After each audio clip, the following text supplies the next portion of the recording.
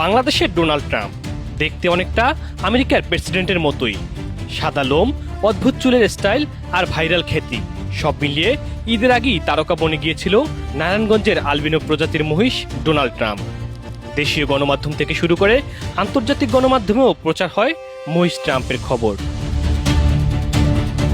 কিন্তু শেষ মুহূর্তেই উল্টে গেল পাশা, কারণ আর কোরবানি হচ্ছে না বাংলাদেশের ডোনাল্ড ট্রাম্প। রাষ্ট্রমন্ত্রীর হস্তক্ষেপে ক্রেতার টাকা দেয়া হচ্ছে ফেরত, আর ট্রাম্প ফিরছে নারায়ণগঞ্জের সেই খামারে। অতিরিক্ত জনসমাগম ও বিশৃঙ্খলা এড়াতে এমন সিদ্ধান্ত। কিন্তু কেন বাংলাদেশের ডোনাল্ড ট্রাম্পকে নিয়ে সিদ্ধান্ত বদল? এটা কি শুধুই নিরাপত্তা ইস্যু, নাকি নামের কারণেই এমন সিদ্ধান্ত নিতে হলো? তবে এই সিদ্ধান্তের আলোচনা সমালোচনায় মেতেছেন নেটিজেনরা। ফেসবুক, টুইটার সহ বিভিন্ন সামাজিক যোগাযোগ মাধ্যমে মন্তব্য করছেন তারা। কেউ বলছেন ট্রাম্পকে শেষ পর্যন্ত বাঁচিয়ে দিল সরকার, আবার কেউ লিখছেন এটা কূটনৈতিক রহস্য। 700 কেজির এই মহিষ এখন শুধু কুরবানির পশু নয়, সোশ্যাল মিডিয়ায় রীতিমতো এক বড় সেলিব্রিটি।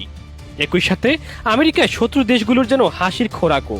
ইরান, ভারত ও পাকিস্তানও ভাইরাল মহিষ ট্রাম্প।